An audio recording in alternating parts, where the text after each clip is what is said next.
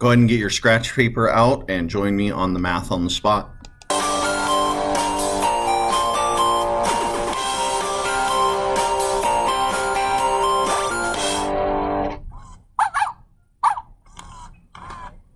Are you ready? You ready for the big race? Oh, hi. I'm just here with Matthew, my special... I know. My special dog math friend who's helping me get prepared because she's going to be running in a big dog sled race coming up. Actually, you know what? This reminds me of a really fun math riddle involving a dog sled race. Do you want to hear it? Do you want to hear it? Do you want to hear it? Do you want to hear it? Do you want to hear it? That means yes. All right, here we go. Let's take a look at it together. So, a dog sled race is 25 miles long. Now, the equation 5/8 times k equals 25 can be used to estimate the race's length, k, in kilometers. So that's an equation that will convert the length of the race in 25 miles to the corresponding length, k, in terms of kilometers. Shh, hush, hush, hush. Okay, she's very excited. Okay, approximately how many hours will it take a dog sled team, like this one, to finish the race if it travels at an average speed of 30 kilometers per hour? Lots of information here and lots to understand. There's an equation, there's also some rate stuff, and there's also some stuff about distance and time, so there's lots of things going on. Let's take it piece by piece and see that if we break it down, figure out exactly what we know, what we want to figure out, and find a connection, we're on our way. This actually is going to take a couple steps because there's a couple things we have to do. First, we have to convert everything to kilometers because we're given the average speed as 30 kilometers per hour, and yet the length of the race is given to us as 25 miles. So we have to convert and make all the units the same. All right, so let's take a look at what we've got. What we've got is the length of the race is, in fact, 25. In miles is 25. The average speed, however, we're told, is 30 kilometers per hour. You see the problem? We have miles and we have kilometers. We can't have them both. That is not allowed. Now, the length in kilometers we don't know, so we're going to call that unknown k. So k represents that unknown. Now, what's the equation that links those two? That's given to us as 5/8 times k equals 25. So if k is that same length in kilometers, then this will allow us to figure out what the number of kilometers is. And what do we need to figure out? We need to figure out the hours needed to finish the race. Okay, so let's begin first of all by solving this equation. Does that sound good? Do you want to solve this equation? Do you want me to solve it or do you want to solve it? Do you want me to solve it or do you want to solve it? Do you want to tell us? Oh, now she's shy. You see, all of a sudden she's shy. You never know when she might speak up.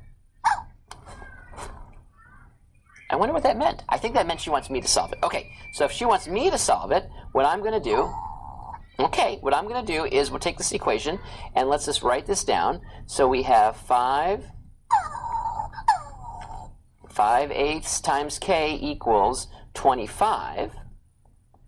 And the first thing I'll do is undo the division by 8 by multiplying both sides by 8. So I'm going to have 8 times this side, and by the multiplication property of equations, if I multiply the left-hand side by 8, I have to multiply the right-hand side by 8, keeping everything fair and balanced. Fair and balanced? Fair and balanced? There we go. Okay, so now what? Well, now notice that I can simplify because the 8 on the top and the 8 on the bottom simplify, and I'm just left with 5 times the k. And then here I just have 8 times 25. 8 times 25, okay, 8 times 25 is 200. And you know that, right? Because if you have 4 times 25, like 4 quarters is $1, so 8 of them is going to be $2 or 200 cents. Okay, and now to undo the multiplication by 5, what I'm going to do is I'm going to divide this side by 5 to simplify, but then I have to divide both sides by 5 in order to keep it fair and balanced. And then I see that k, because the 5's now simplify away, so k alone is equal to 200 divided by 5, which is 40. And what does that represent? That represents kilometers. So that's great progress. we now figured out that the length of the race is in fact 40 kilometers. So that's great progress. Okay, terrific. Now we have to figure out how many hours it will take approximately to do this. So this equation now has served its purpose, so we can let that go. But now what we've got to do is figure out how to figure out the time when we know the speed and we know the distance. The distance we know and the speed we know. Well, remember, distance equals rate times time, or put in another way, if you want to figure out time, you can get that by taking a look at distance divided by speed. And so in this case, we want to find the time. And so if you have the time, which we don't, so we have to find the time, what we see is that the time will equal the distance, and the distance we just figured out is 40, divided by the speed, which we know is 30. Now notice the units here. 40 kilometers, in fact, I'm going to write in the units just so we can really enjoy this. And then here I've got 30 kilometers per hour. Now, if you do the units correctly, everything should be great. Because check it out. First of all, if we actually figure out this number, 40 divided by 30, is 1 1/3. So this equals 1 1/3. But what about the units? Well, check it out. This little teeny quotient here, we would take the reciprocal and multiply since we're dividing by a fraction. So check out, watch where the hours come out and watch where the kilometers come out. Whoop!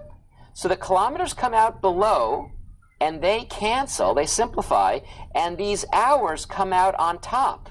And so in fact we see hours, and we see the correct thing, time in hours. And so we see that in fact the race will take about 1 1/3 hours, or about 1 hour and 20 minutes, actually, to complete.